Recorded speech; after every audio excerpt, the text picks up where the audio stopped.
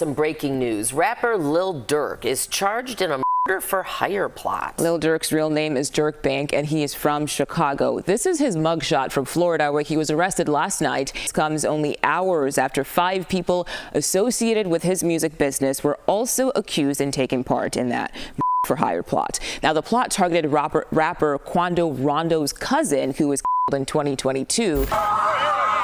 Savannah rapper Quando Rondo, a passenger in that car, frantic at the sight. It all started at this mobile gas station at 5:30 Friday evening. LAPD says witnesses heard multiple gunshots, then watched a couple cars zoom off. Yeah, Rick and Sean, according to GBI, rapper King Von and his group were at Opium nightclub before making their way here to Monaco Hookah Lounge, then to the parking lot where chaos ensued. So it looks like Lil Durk might have just landed himself in some serious hot water with the law again. Apparently, the rapper has been arrested over his alleged involvement in the K-ing of Quando Rondo's cousin back in 2022. If this is true, it looks like Durk's past might have finally caught up with him in a big way. Some breaking news. Rapper Lil Durk is charged in a murder for hire plot. Lil Durk's real name is Dirk Bank, and he is from Chicago. This is his mugshot from Florida, where he was arrested last night. So it came to a head on Thursday when federal authorities in Chicago made some major arrests linked to the K-ing of Quando Rondo's cousin. 5 suspects were picked up: Kayvon London Grant, DeAndre Dontrell Wilson, Keith Jones, David Brian Lindsay, and Asa Houston, all of whom are now facing serious charges ranging from conspiracy to commit murder to weapons possession. He is from Chicago. This is his mugshot from Florida, where he was arrested last night and is being held without bond. This comes only hours after 5 people associated with his music business were also accused and taken. Prosecutors believe these 5 suspects are connected to Lil Durk's OTF crew, and their case points to some pretty incriminating evidence. They say flights and rental cars for these men were booked using an OTF-linked credit card, and even suggest an unnamed OTF member tempted people with big music opportunities for anyone willing to go after Quando Rondo. For a bit of background, this all goes back to August 19, 2022, when Quando Rondo and his entourage were ambushed at a Beverly Grove gas station in Los Angeles around 5:30 p.m. Quando managed to walk away unscathed, but sadly, his cousin Saviaya Robinson lost his life in the attack. Savannah rapper Quando Rondo, a passenger in that car, frantic at the sight. It all started at this mobile gas station at 5:30 Friday evening. LAPD says witnesses heard multiple gunshots, then watched a couple cars zoom off. Law enforcement suspects the hit was a direct response to King Von's death, a close friend of Durk's, who was shot by someone from Quando Rondo's crew after a fight broke out outside an Atlanta club back in 2020.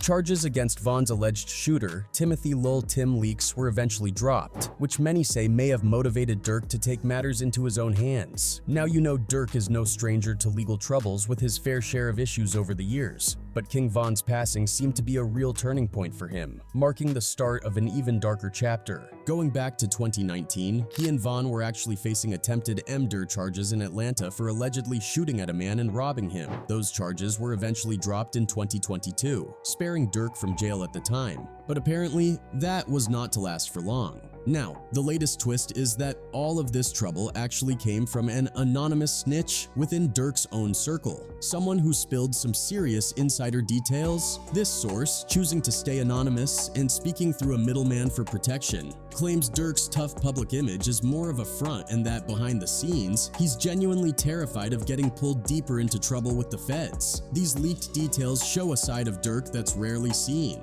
a side that might have a lot more to lose than he lets on. Talked to one time, and he told me he was scared to get locked up in prison. The man's got 6 kids. Why wouldn't he be scared? Anyways, for those of you who don't know Durk too well, here's some recap.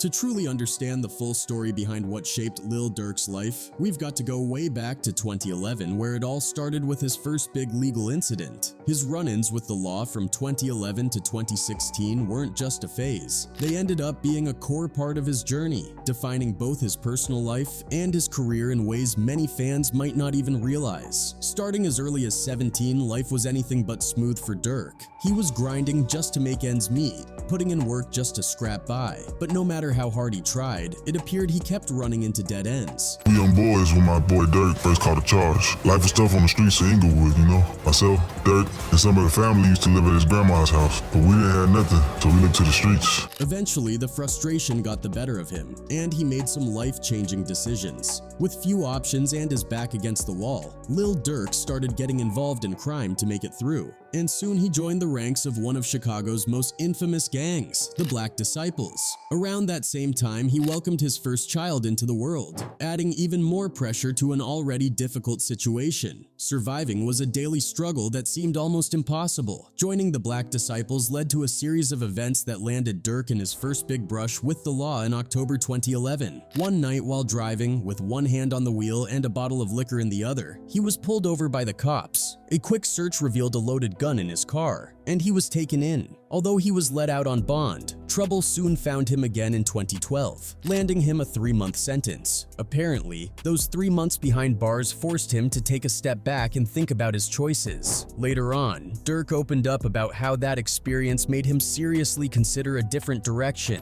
Took a year, and I was like, man, I'm gonna stay out the streets, and I was like, I just got signed. But being in Chicago, man, I don't know. Wrong place, wrong time, like I said.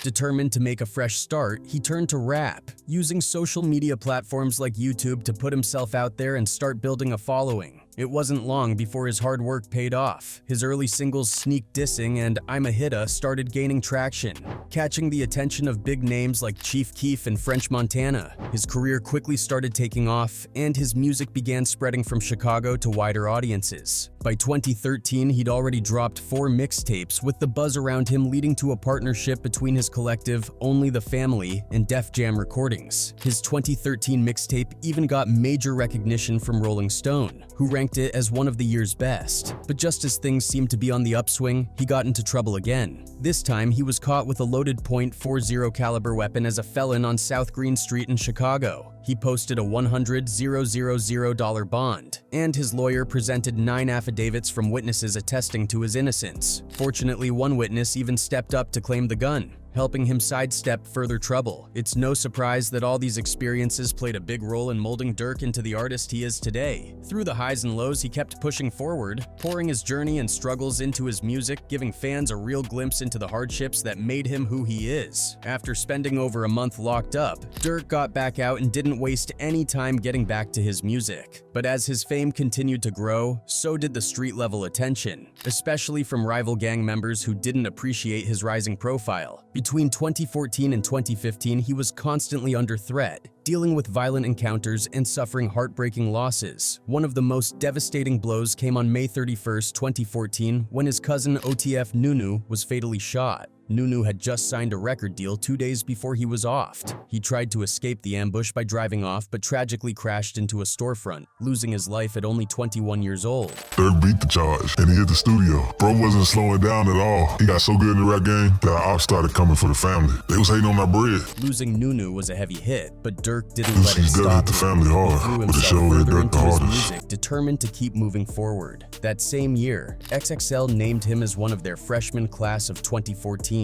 a recognition that seemed to signal a brighter future. But his challenges didn't stop there. In 2015, he faced another gut-wrenching loss when his close friend and manager, OTF Chino, was offed. Chino wasn't just a manager to Durk, he was family. Durk vividly remembers that painful day, March 27, 2015, when he was in the studio and got the call that Chino had been offed, only 10 minutes after they'd last spoken.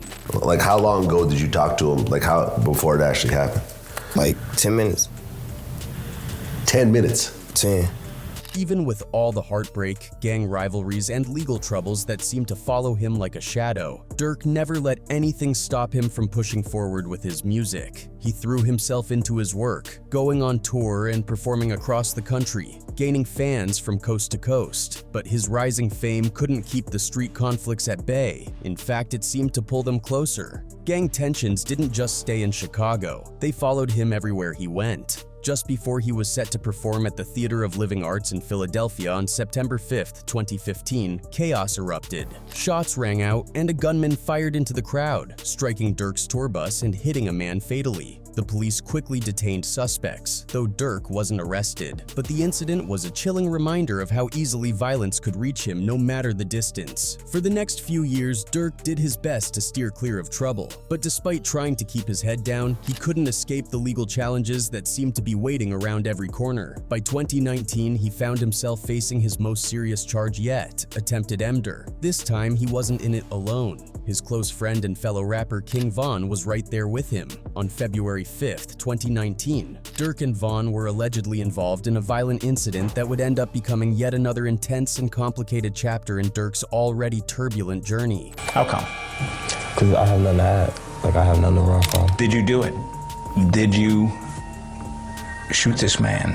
Did you commit the other crimes of which you're accused? No. According to the prosecution, on that day, King Von and Durk supposedly targeted a man named Alexander Witherspoon, shooting him in the legs before taking off with $30,000 in cash and his Jeep Cherokee right there in the parking lot. With CCTV footage, witness statements, and more, the evidence seemed stacked high against them. Von was arrested soon after, and Durk turned himself in, leading to both facing attempted murder charges in court. The case was still underway when tragedy struck, changing everything once again. On November 6, 2020, King Von was out in Atlanta, enjoying a night at a club, when what started as a minor argument took a dark turn. As the fight spilled outside, a brawl quickly escalated to gunfire, and Von was offed almost instantly in the hail of bullets.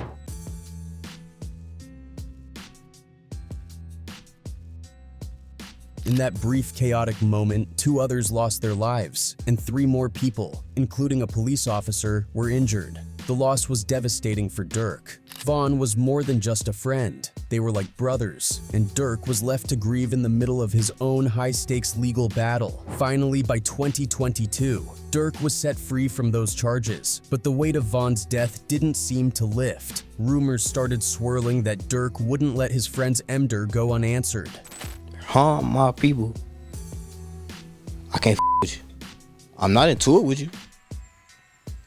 Like, if I see you, I ain't saying like I'm finna kill you. Just people began talking, claiming that Durk had set up a hit on Quando Rondo in 2022. Word was that Rondo's crew had been behind Von's K'ing, and Durk allegedly wanted revenge. The attempt didn't reach Rondo, but it left his cousin Lil Pop dead. Though Durk was briefly taken in by the police, he was released not long after. Now, with the investigation winding down and evidence reportedly pointing back to him, Durk may be facing a harsh reality once again, and he might not be able to sidestep the consequences this time.